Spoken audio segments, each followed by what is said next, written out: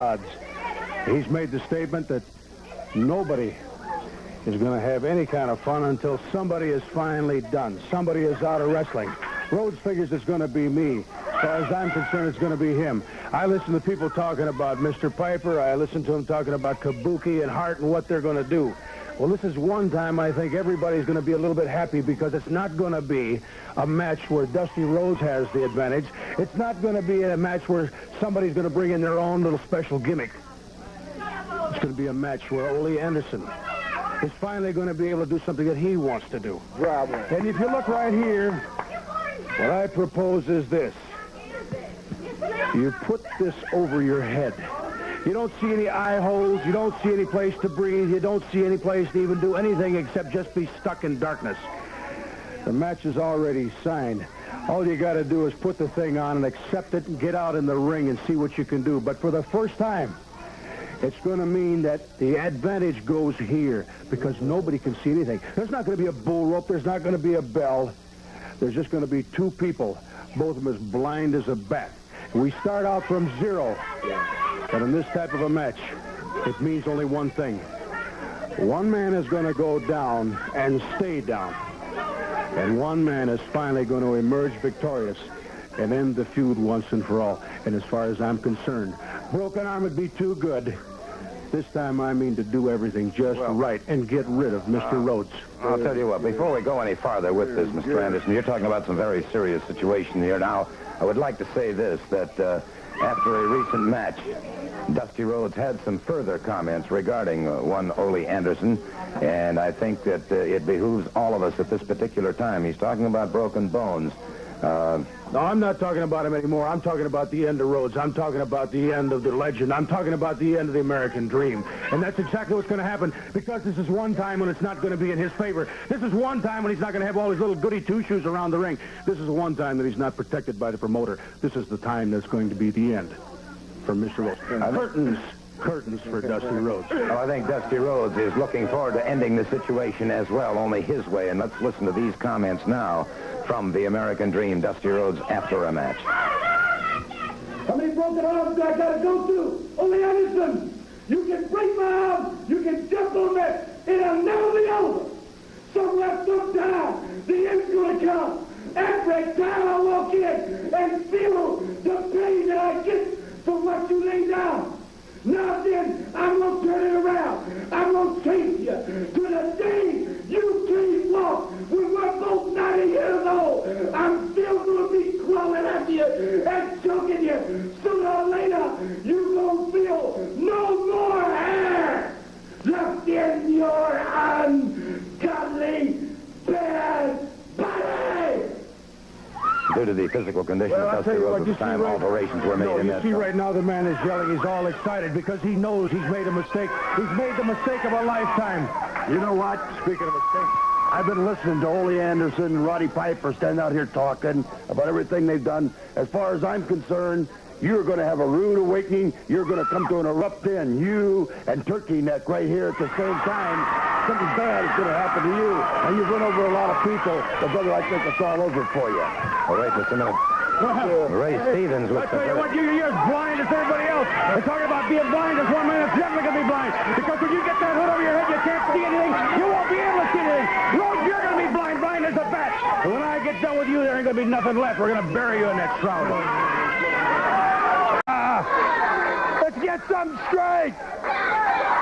4 times. 4 times I've been in the ring with Cowboy Mulligan. 3 times I won. 1 time the referee said he won. Let's get something straight. A lot of people talking about championship belts, winning, losing. Are they nuts? Let me tell you something. Where I come from, it don't matter whether you win, whether you lose. What matters is who can pick theirself up by their britches and walk out of that damn ring. When Mulligan was laying flat on his back, buried in his own slop, them 2 honky brothers showed up. And I say honky brothers. You know, let me tell you something. I know that Mulligan, after the last Omni show, was toted off for 24 hours of observation at the Brady Hospital over here. I don't care. Listen, when you got a reputation like me, you spend a lot of time hiding behind buildings. And I hid behind that Omni, and I waited to finish what I started in that ring. And when Mulligan left, I followed him right to the hospital.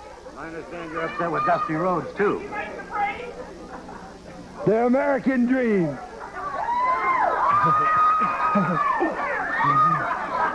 That's what I'm going to do to you, American dream. Well, here are some comments from Dusty Rhodes that I think bear listening to. So let's give a listen to the world champion. It was a very short time ago, Columbus, Ohio became the nation's wrestling capital. Harley Race got his return match, Columbus, Ohio, Bruiser Brody. Ole Anderson felt the dream. Referring, of course, to Bruiser Brody, an exceptionally dangerous and awesome man once he steps in that ring. Gordon Solie, you know what this flag represents to everybody who's in the wrestling world? It represents the American dream. Let me tell you something, Dusty Rhodes. When I was a young man in this business, I used to watch you on TV. And you were so pretty, I didn't know whether to take you home or come down there and beat your brains out. Well, let me tell you something. You come out here and shoot your big mouth off about me. You think you're real cute now that you're wearing the world's heavyweight title? Gordon Solie, there ain't nobody looking at me on this TV right now. There ain't nobody in this building right now that believes that Dusty Rhodes can beat Bruiser Brody in the middle of that ring. And you know what? They're right. Well, what about in Columbus, Ohio, my friend? Let me tell you something. Dusty Rhodes, I'm going to put it to you just like I put it to that big, fat cowboy Mulligan. You know, since I came here, it seems like I've become a real popular man.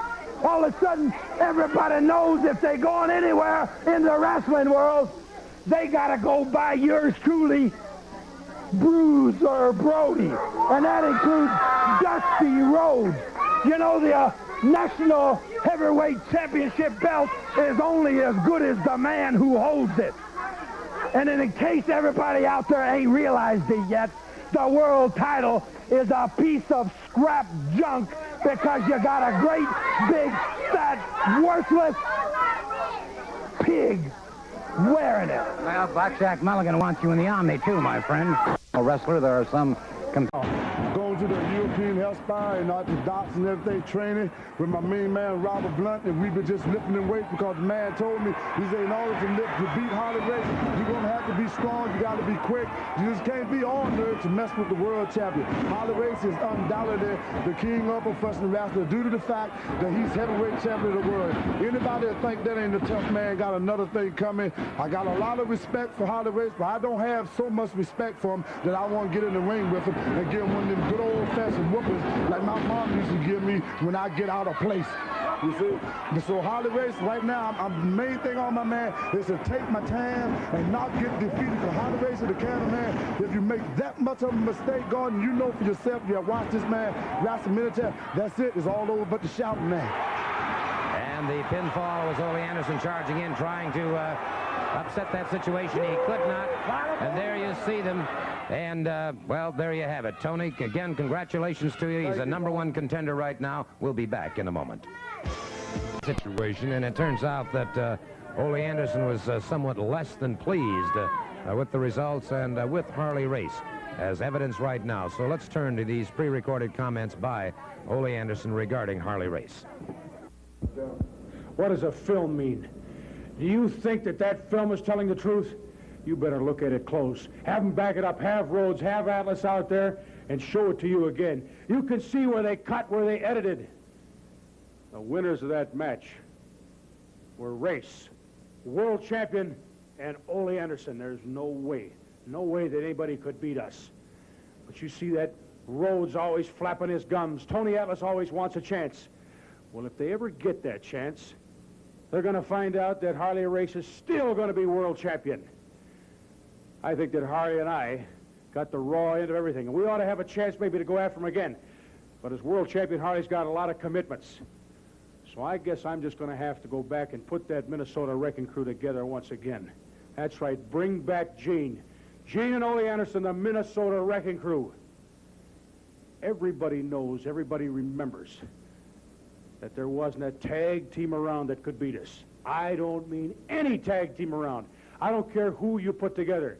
Put Dusty Rhodes, Tony Atlas, put Dusty Rhodes, Dick Slater, put Dusty Rhodes, Wrestling #2, any combination that you want to put against us, and we're going to come out on top. You can think that I'm just talking a little bit, but you know for a long, long time, Gene and I were world tag team champions, just like Race is a world champion. So everybody goes around, they talk about how they can beat us. Well, if they can, how come they don't have the belts? How come Tony Atlas isn't world champion if he's so good? How come he doesn't have the belt if he can beat Harley Race? Well, the answer is simple, and anybody knows it. He's just not good enough. How come Dusty Rhodes and Wrestling 2 don't have the world tag team belts if they're so good, if they can beat us? Well, they can't beat us. If we meet them, wherever it might be, whether it's in Florida, or it's in Chattanooga, or it's in Columbus, Ohio, we're going to get ready.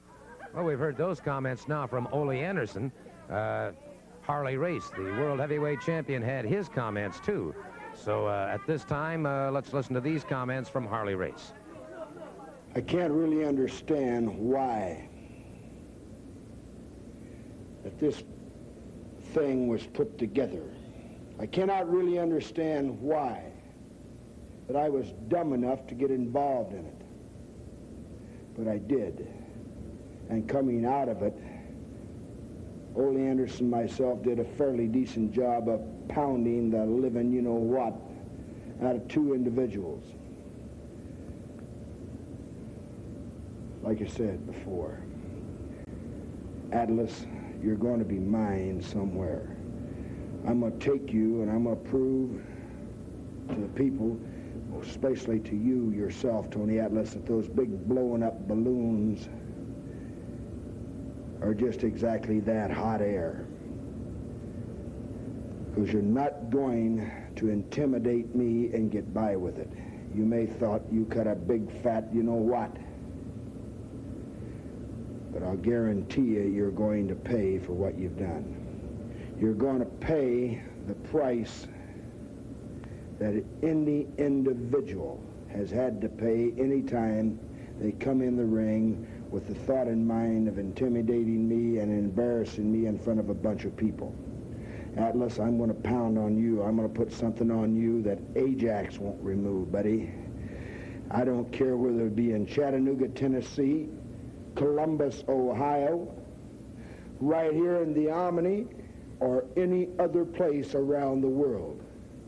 The world's champion is after Tony Atlas. The coin... Got your body. I say you're young. Wait a second.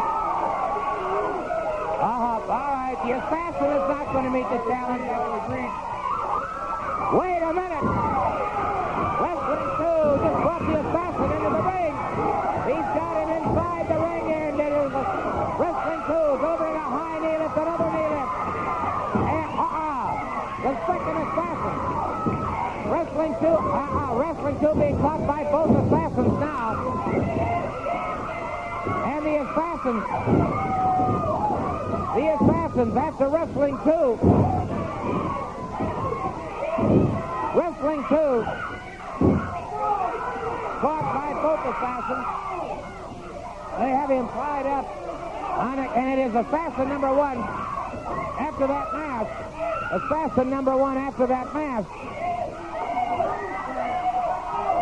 And they are trying desperately to get that mask off, and assassin. And it appears now that Wrestling 2 has been lacerated. And both assassins now continue to punish. And it is Mike Davis charging the ring, caught by the second assassin.